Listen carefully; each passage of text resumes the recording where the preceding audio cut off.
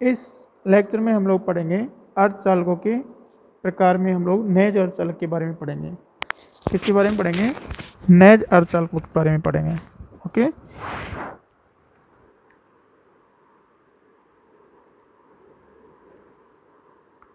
अर्धचालकों के प्रकार। ठीक है, इसमें हम लोग नेज अर्धचालक के बारे में पढ़ेंगे।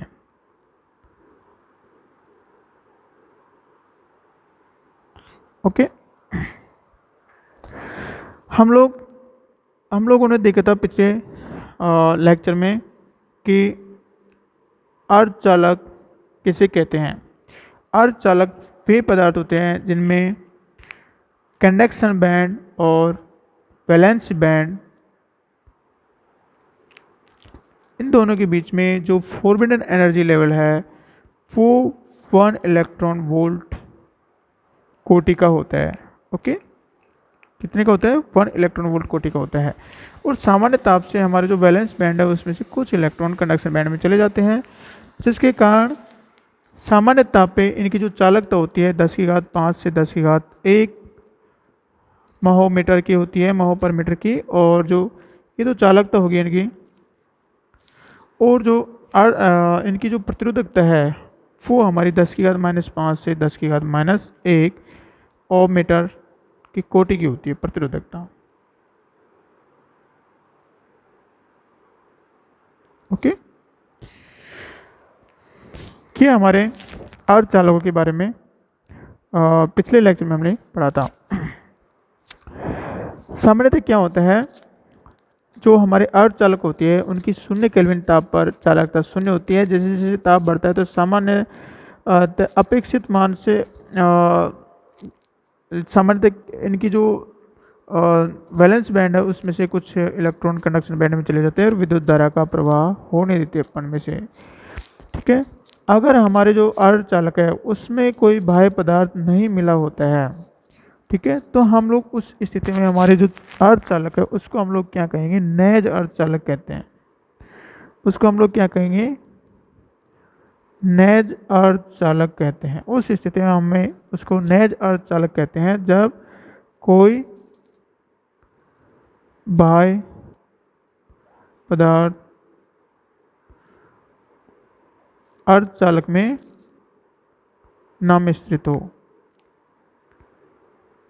ना हो। ठीक है, अगर हमारा जो अर्धचालक पदार्थ है वो पूर्णतः शुद्ध होता है, प्योर होता है एकदम, लगभग 100%। जैसे हमारा ये अर्धचालक सिलिकॉन से बना है तो ये 100% सिलिकॉन का ही हो, या जर्मेनियम का है तो 100% जर्मेनियम का ही हो, तो हम लोग ये मानेंगे कि ये हमारा जो अर्धचालक है वो नेज अर्धचालक होता है। ओके, अब हम लोग ये पढ़ेंगे कि नेज अर्धचालक है वो किस प्रकार से उसमें होल का कॉन्सेप्ट हमारे पास आता है धारा चालक में। ठीक है, तो हमारे पास जैसे हमने सिलिकॉन लिया तो सिलिकॉन में क्या है, हमारा जो सिलिकॉन है वो आसपास के सभी सिलिकॉन परमाणु से, ठीक है, ये सिलिकॉन है। ओके, ठीक है, किस प्रकार से धारा का प्रवाह अपने में से होने देता है। ओके, सामान्यतः हम लोग पढ़ेंगे।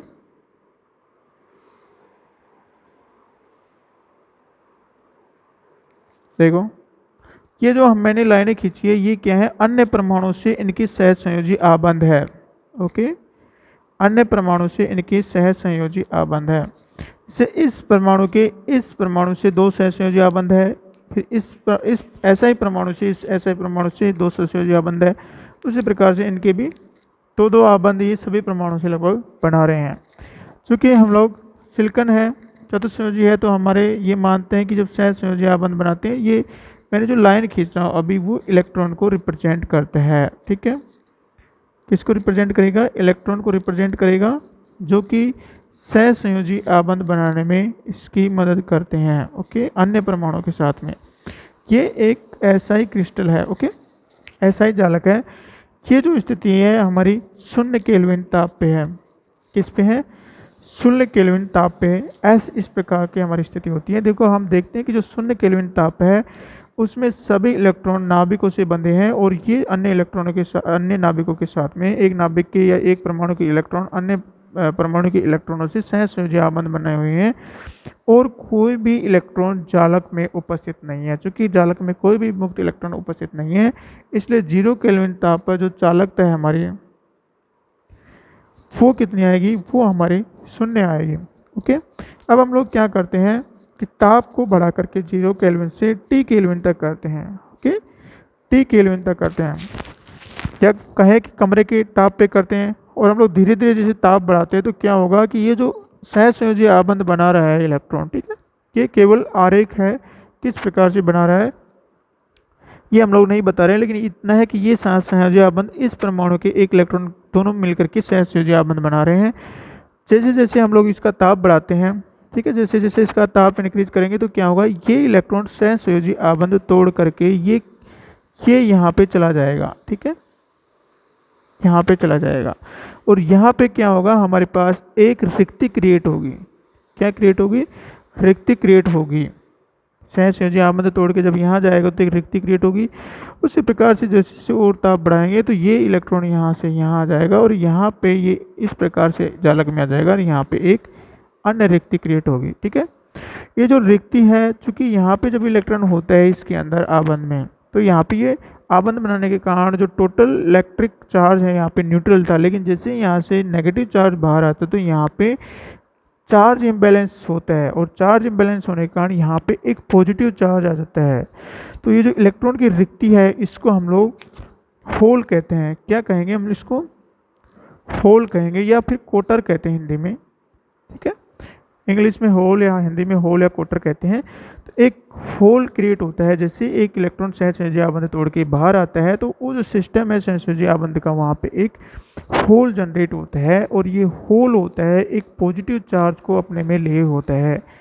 ठीक है, और जो इलेक्ट्रॉन है ये हमारे पास क्रिस्टल में मुक्त रूप से अवेलेबल हो गया। अब जैसे ही हम लोग बाह्य विद्युत क्षेत्र लगाते हैं, चूँकि ताप हमारा 0 केल्विन से बढ़ गया है और हमारे पास कुछ इलेक्ट्रॉन क्रिस्टल में अवेलेबल है, तो जैसे ही हम लोग बाह्य विद्युत क्षेत्र लगाएंगे तो मुक्त आवेश वाहक इलेक्ट्रॉन यहाँ पे उपस्थित होने के कारण ये क्या करते हैं, अपने में से धारा प्रवाहित करते हैं। क्या करते हैं, अपने में से धारा प्रवाहित करते हैं। परम शून्य ताप पे इनके पास में कोई अवेलेबल इलेक्ट्रॉन नहीं होने के कारण ये अपने में से धारा प्रवाहित नहीं होने देते हैं, लेकिन जैसे जैसे ताप बढ़ा जाता है तो इनके पास में मुक्त इलेक्ट्रॉन अवेलेबल होने के कारण इनको धारा वाहक इनके पास होते हैं।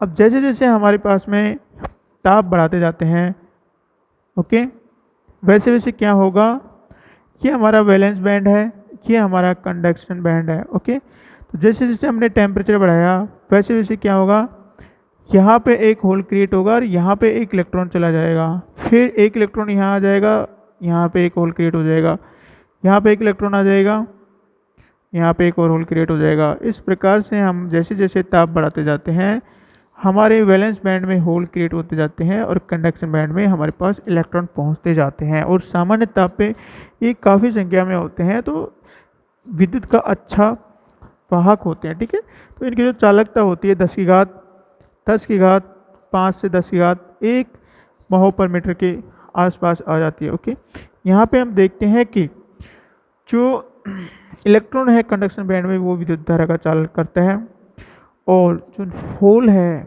वैलेंस बैंड में वो भी विद्युत धारा का चालन करता है।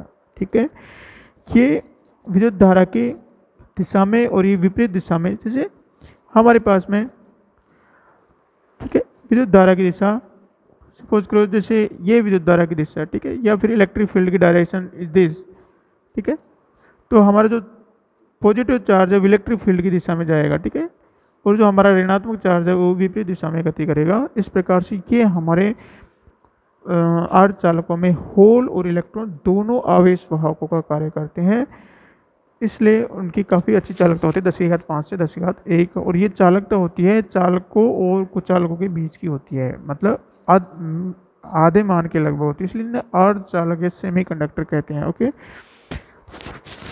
हम यहाँ देखते हैं कि ये हमारे जो चालक है, सॉरी जो अर्धचालक है, उसमें जितने इलेक्ट्रॉन कंडक्शन बैंड में उतने ही इलेक्ट्रॉन वैलेंस बैंड है सामान्य ताप पे। ये ऐसा कब होता है, जब हमारा अर्धचालक नैज अर्धचालक हो, प्योर हो, शुद्ध हो, अर्थात उसमें कोई बाह्य किसी प्रकार की अशुद्धि मिश्रित नहीं होती है।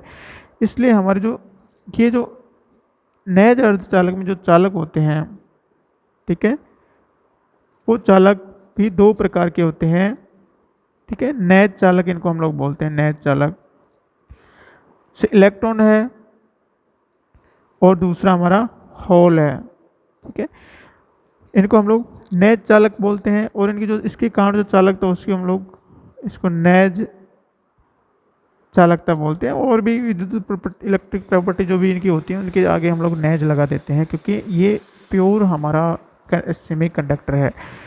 अगर हमारे पास में किसी समय किसी ताप पे इलेक्ट्रॉनों की संख्या Ni से रिप्रेजेंट करे और होल की संख्या Pi से रिप्रेजेंट करे, Ni का मतलब ये नैज अर्धचालक में इलेक्ट्रॉनों की संख्या है और ये नैज अर्धचालक में किसकी संख्या, होलों की संख्या है। तो हम देखते हैं कि यहाँ पे जितने इलेक्ट्रॉन ऊपर जाएंगे कंडक्शन बैंड में उतने ही होल यहाँ पे क्रिएट हो जाते हैं, इसलिए हमारे पास इलेक्ट्रॉन इक्वल टू होल आएगा। या हम लोग कह सकते हैं कि NiPi equal to Ni square या Pi स्क्वायर के बराबर होगा। तो ये प्रॉपर्टी होगी इसकी, ठीक है। अब हम लोग आज के इस वीडियो में यहाँ तक ही पढ़ते हैं। नेक्स्ट जो हमारा वीडियो होगा वो होगा नैज अर्धचालक में आवेश वाहकों की गति। ये जो आवेश वाहक है ये इनकी गति किस प्रकार से इलेक्ट्रिक फील्ड में या विद्युत क्षेत्र में होती है उसको हम लोग नेक्स्ट लेक्चर में पढ़ेंगे। नैज अर्धचालक में आवेश वाहकों की गति, ठीक है, इसको हम लोग नेक्स्ट चैप्टर में पढ़ेंगे। और इस जो हमने ये वीडियो अभी बनाए हैं उसका आपको PDF नोट्स इस वीडियो के डिस्क्रिप्शन में लिंक मिल जाएगा, वहाँ से आप देख सकते हैं। देखने के लिए शुक्रिया, थैंक यू।